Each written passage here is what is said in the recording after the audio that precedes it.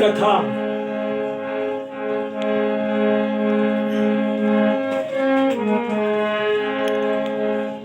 सुंदर चरित्र है और नारद की प्रथा है, ये जो दुनिया में प्रचलित है। सुंदर चरित्र है और नारद की प्रथा है, श्री व्यास मुनि के हृदय की एक व्यथा है। शंकर जी जिसे खूब पढ़ा खूब मथा है, श्रोताओं सुनो ध्यान से ये अमर कथा है।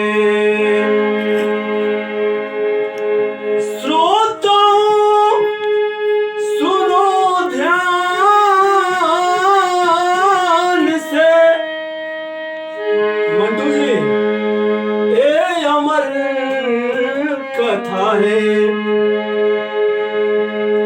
एक रोज नारद बीड़ा बजाते पहुंच गए, सब पूछ कुशल कहने लगे पार्वती से, शंकर जी तुम्हें मानते हैं बता दो कितना, एक शंका हृदय में है इसको मिटा दो माँ मेरी इतना। बोली उमा मानते हैं प्राण से बढ़कर, कोई भी भेद मुझसे छिपाते नहीं मुनिवर। नारद बोले बताओ जब मालूम हाल है, शंकर जी के गले में किसका मुंड माल है। सुनकर के उमा चौंक उठी बोली खेद है, इस प्रश्न का मुझको नहीं मालूम भेद है। बोले महर्षि बात फिर बिल्कुल फिजूल है, पतिदेव मानती हो ये सरासर भूल है।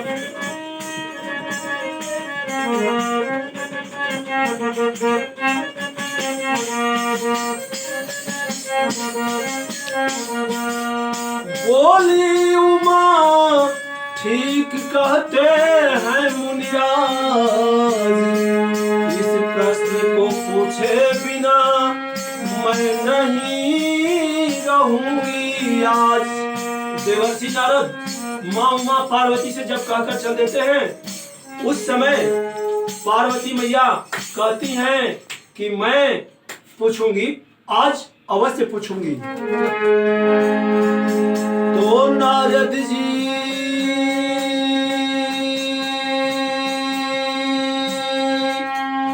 घर में झगड़ा लगा कर चले गए, गिरजा को सब पाठ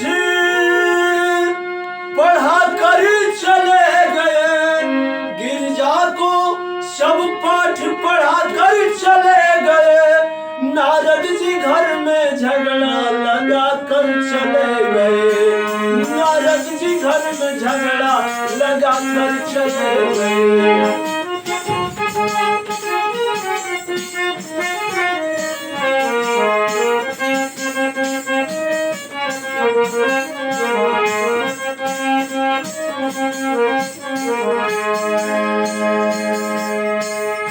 शंकर से रूठ बैठी हृदय में लिए मलाल, नारद गए उधर सुनो गिरजा का इधर का हाल। शिव ने कहा प्राणेश्वरी काहे उदास हो, बतला दो मुझसे दुख का कारण जो खास हो। कारण जो पूछते हैं तो बताती हूँ मैं अभी, क्यों भेद मुंड मालिका बताए क्यों नहीं कभी। सुनकर के शिव हंस दिए बोले कि गुरु आला मिल गया, मालूम होता है ओ देवर्षि नारद बेड़ा वाला मिल गया।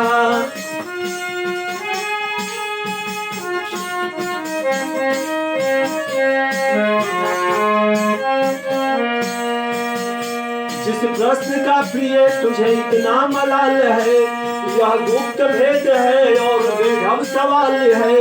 शिव ने कहा प्राणेश्वरी बात मानो हमारी, जितना भी मुंड देखती हो सब है तुम्हारी। जब त्यागती हो प्राण प्रिय तब हम काट कर मस्तक को पहन लेते हैं, नहीं अर्थ है तीन भर। बोली उमा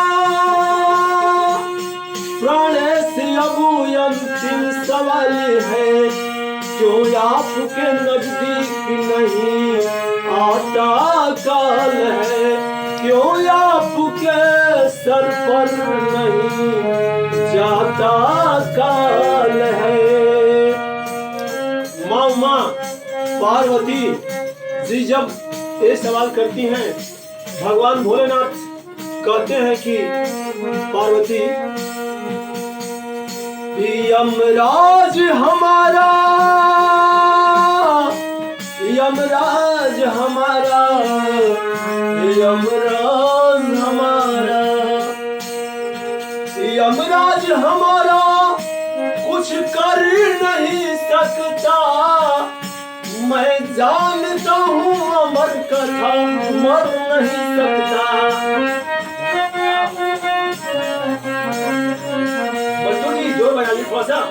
मैं जानता हूँ अमर कथा मर नहीं सकता, मैं जानता हूँ अमर कथा मर नहीं सकता। बहुत खूब।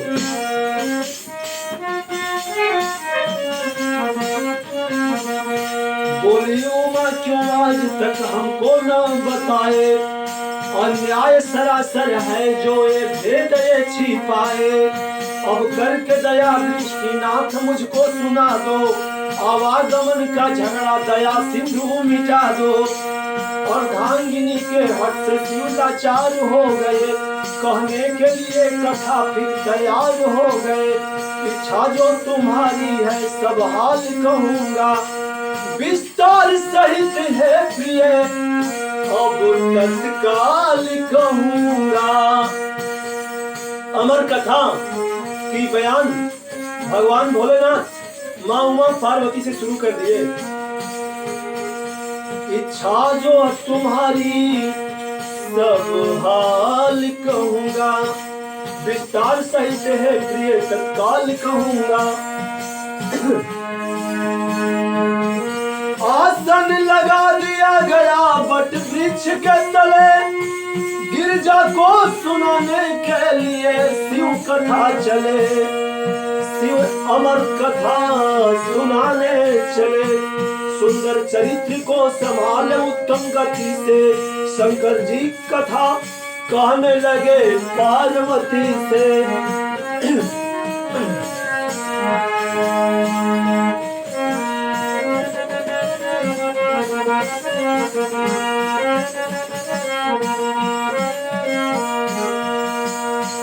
कहानी जब होने लगी, अमर कथा का बीज जो सी से सुनावो तो ही, लघु विशाल नहीं कछु तू आत्म रखो ही।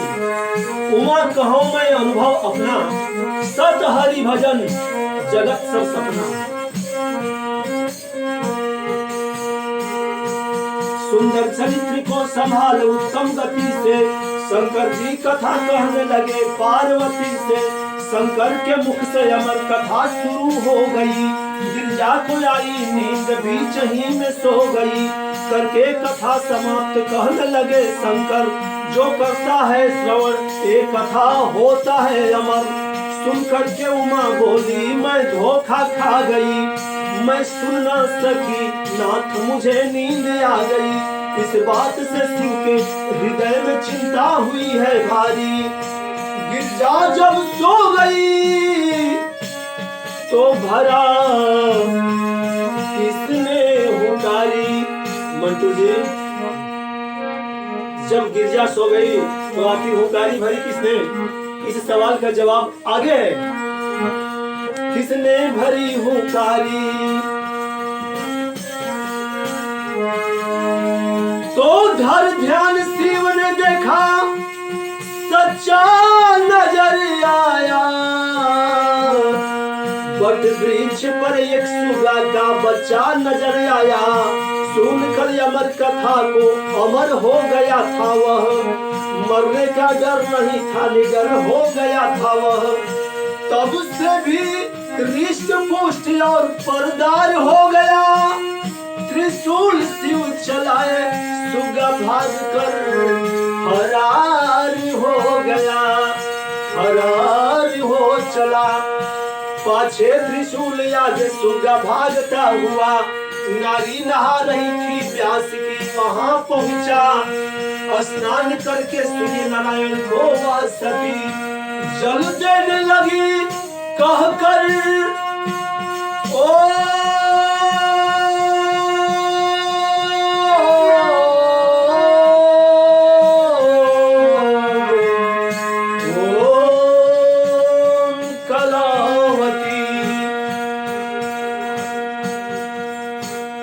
मुखमार्ग से पेट के अंदर चला गया, त्रिशूल जहां पर थे दिगंबर चला गया। शंकर जी के त्रिशूल का नाम विजय, विजय पहुंच जाता है पुनः शंकर जी के पास। त्रिशूल में जाकर शिव से कथा कही सारी, व्यास की नारी हो गई गर्भ से भारी। जब 12 वर्ष बीत गए गर्भाधान को, एक रोज व्यास करके पूजा विधान को। बोले महर्षि पत्नी से कर्म भोग है प्रिय, संतान है या पेट में कोई रोग है प्रिय। तोता और सुगा 12 वर्ष रह गया व्यास जी के पत्नी के गर्भ में, पेट में, इसीलिए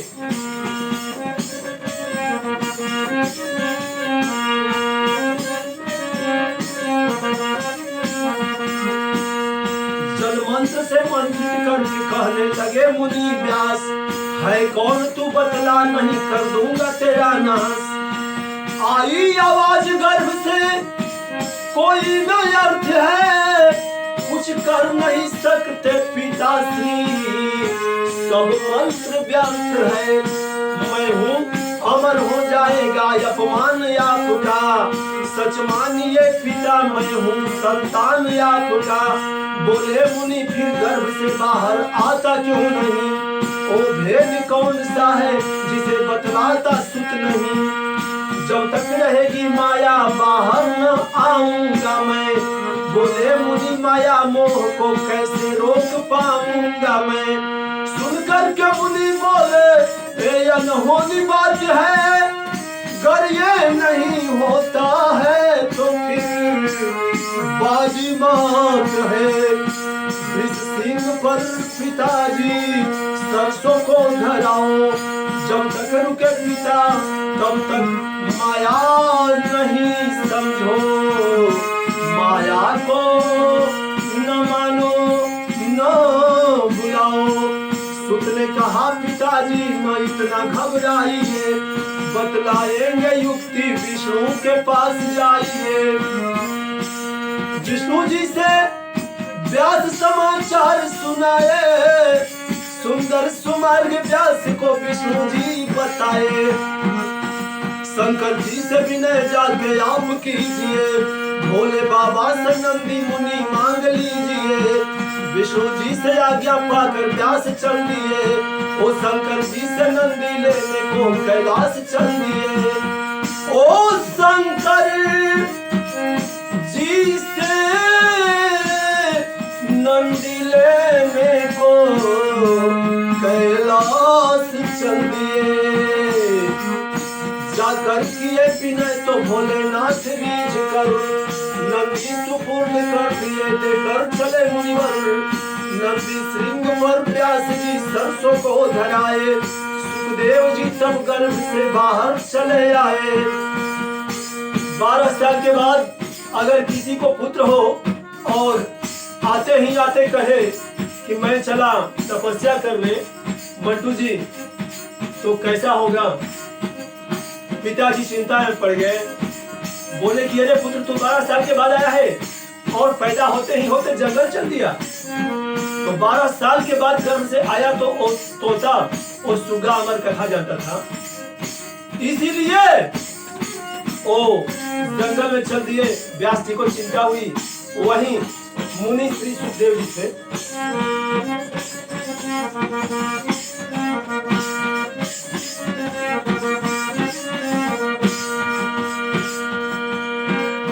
सुखदेव जी गर्भ से बाहर चले आए, लेते ही जन्म तोड़कर स्नेह के डोरे, वन भाग चले नारी और खेड़ी को बटोरे।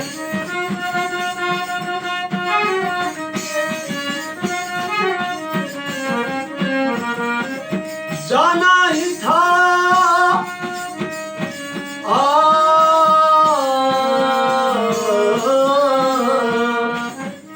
जाना ही था तो क्यों लिए तूने यहाँ जन्म, जाना ही है तो मगर जा बतला दे बेटा तू मरम।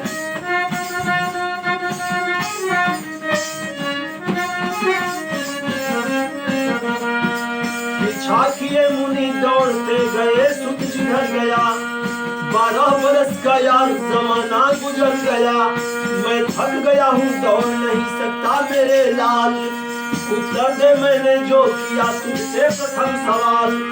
कैसे जिएगी माँ जो लाल अपना न पाएगी, होते हुए भी पुत्रवती निपुती कहलाएगी। सुन करके खड़ा हो गए सुखदेव जी श्री ज्ञानी, बोले पिताजी पहले सुनिए एक कहानी। पहले उसे सुन लीजिए फिर गौर कीजिए, खूब सोच समझ कर पिताजी उत्तर दीजिए। एक नगर में रहते थे एक राजा और रानी, सुखमय समय बिता रहे थे वे दोनों प्राणी।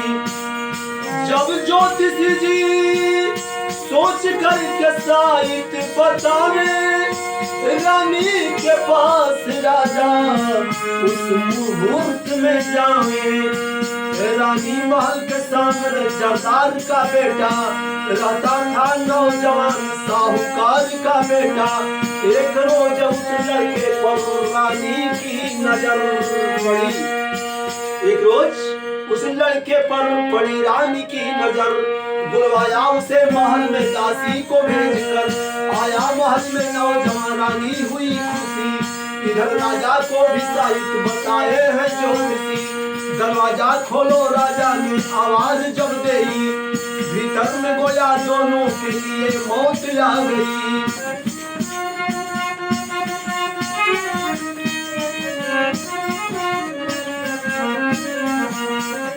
लड़के ने कहा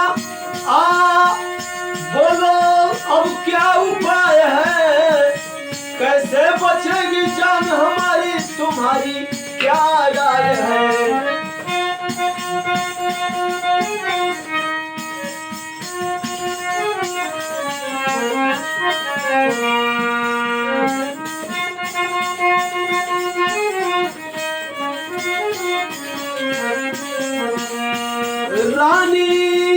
रानी ने कहा सिर्फ है संदास सहारा, उसमें अगर छिपो तो बचे जान तुम्हारा। लड़के ने कुछ कहा न सुना जान बचा कर, वो नौजवान छिप गया जाके संदास के अंदर। भीतर से रानी जी दरवाजा खोल दिया है, राजा महल में रात भर आनंद किया है, विषयानंद किया है। फिर होते भोर नित्य कर्म करने चले गए, लोटा उठा कर राजा जी संडास चल दिए, मलमूत्र त्यागने लगे। जरा सुनिए ध्यान धर, जाकर के सभी पढ़ रहा था उसी नौजवान पर।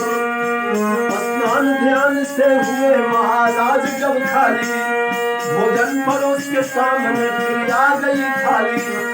10 बजते भोजन करके ताजा चल दिए, अब दरबार करने महाराजा चल दिए।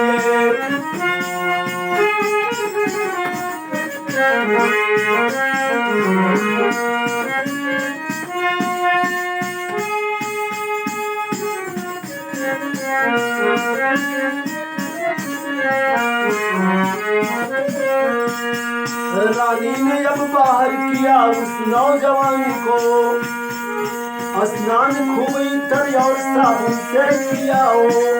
उसने कहा खूब स्वागत मेरा किया, रानी से विदा लेकर अपने घर को चल दिया। कुछ रोज बाद उसने फिर उसको बुलाया। वाणी ने साहूकार को संदेशा सुनाया। खूब सोच समझ कर पिताजी उत्तर दीजिए। लड़के को वहां जाना या न जाना चाहिए।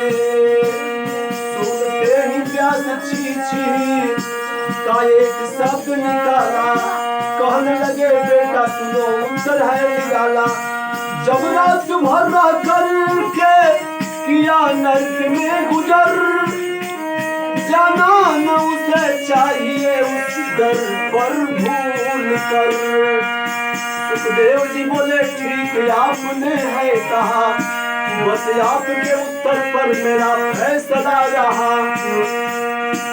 रात भर का नरक गामी जैसे न जाएगा, तो 12 बरस का भूला हुआ कैसे जाएगा।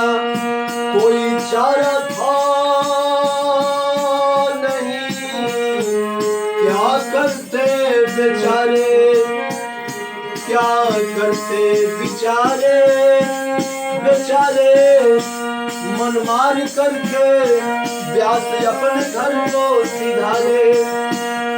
सुखदेव जी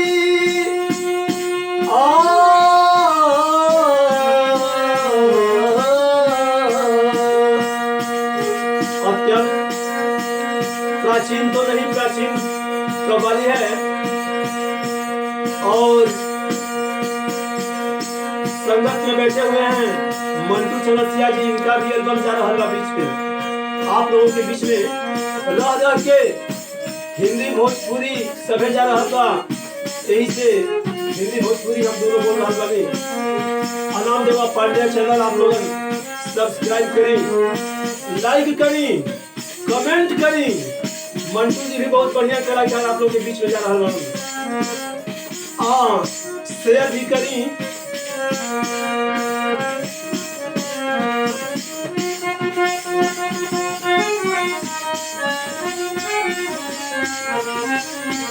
सुखदेव जी करने भजन जंगल में चल दिए। सब लोग बोलो प्रेम से सुखदेव जी की जय, माँ उमा पार्वती की जय, भोले भगवान शंकर जी की जय। हर हर हर महादेव।